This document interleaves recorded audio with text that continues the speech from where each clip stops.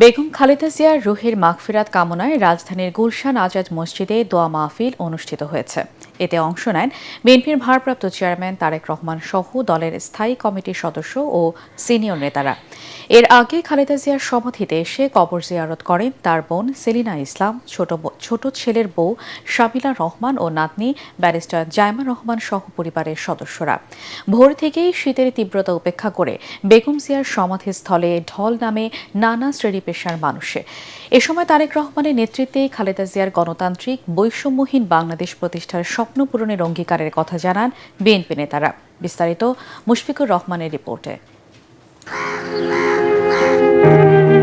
বেগম খালেদা জিয়া বাংলাদেশের মানুষের কাছে কতটা প্রিয়, কতটা আপন ছিলেন, মৃত্যুর 4 দিন পার হলেও তার সমাধিতে শ্রদ্ধা জানাতে আসা শোকার্ত মানুষের এই ঢল দেখলেই বোঝা যায়। তীব্র শীত উপেক্ষা করে ভোর থেকে জিয়া উদ্যানে ঢল নামে সর্বস্তরের মানুষের। কান্না ভেজা চোখে দুহাত তুলে প্রিয় নেত্রী বেগম খালেদা জিয়ার রুহের মাগফিরাত কামনা করেন তারা। দেশের বর্তমান মুহূর্তে বেগম খালেদা জিয়ার মতো একজন অভিভাবক খুব প্রয়োজন ছিল। মুসলিম নেত্রী হওয়ার পরেও দেশ ছেড়ে যায় নাই, মানুষের মায়া ত্যাগ করতে পারে নাই। স্বৈরাচারী সরকার তারে খুব কষ্ট দিয়েছে, তার প্রতি খুব নির্যাতন করছে, তার সন্তানের প্রতি করেছে। আমার সন্তানদেরকে আমি এটা বোঝানোর চেষ্টা করছি যে স্বাধীনতা সার্বভৌমত্বের জন্য যদি তোমাকে জীবন দেওয়া লাগে, তুমি যাতে এই দেশ নেত্রী, আপসীন নেত্রী এবং খালেদা জিয়া থেকে উদ্বুদ্ধ হতে পারো। একটি মানুষের কবর জিয়ারত করার জন্য 64 ডিস্ট্রিক্ট থেকে মানুষ ছুটে আসছে। আজকের এই দৃশ্য দেখে মনে হচ্ছে বেগম খালেদা জিয়া উনি একটি দলের নয়, যেন 18 কোটি মানুষের হৃদয় জয় করে নিয়েছে। রাজনীতিতে শূন্যতা হবে এই কথাটা অনেকেই ভাবছে, বাট আমি মনে করি বেগম জিয়া সুযোগ্য উত্তরসূরি তারেক রহমান এসে গেছেন, আর কোনো রাজনৈতিক শূন্যতা এদেশে হবে না। মহান আল্লাহ তাআলার কাছে দোয়া করি যেন আল্লাহ তাআলা ওনাকে বেহেশত নসিব করুক। সকালে শহীদ প্রেসিডেন্ট জিয়াউর রহমান ও বেগম খালেদা জিয়ার কবর জিয়ারত করতে আসেন তার বোন সেলিনা ইসলাম, ছোট পুত্রবধূ শামিলা রহমান ও নাতনি জাইমা রহমান সহ জিয়া পরিবারের সদস্যরা।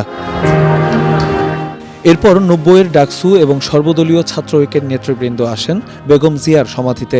ফুল দিয়ে শ্রদ্ধা জানান বিএনপির বেশ কয়েকজন সিনিয়র নেতা। তাকে স্লো পয়জনের মাধ্যমে হত্যার উদ্দেশ্য ছিল, সেটাই আজকে হয়েছে।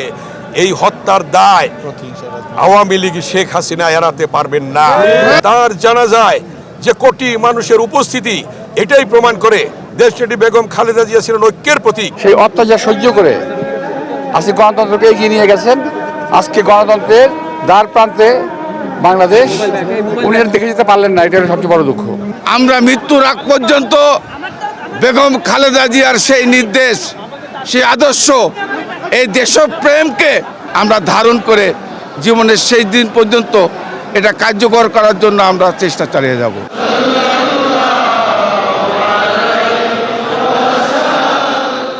এদিকে বাদ আসর গুলশান সেন্ট্রাল মসজিদে বিএনপি চেয়ারপারসন বেগম খালেদা জিয়ার রুহের মাগফিরাত কামনা করে দোয়া মাহফিল অনুষ্ঠিত হয়। এতে অংশ নেন বিএনপির ভারপ্রাপ্ত চেয়ারম্যান তারেক রহমান। এতে দলের স্থায়ী কমিটির সদস্য ও সিনিয়র নেতৃবৃন্দ ছাড়াও বিপুল সংখ্যক নেতাকর্মী অংশ নেন।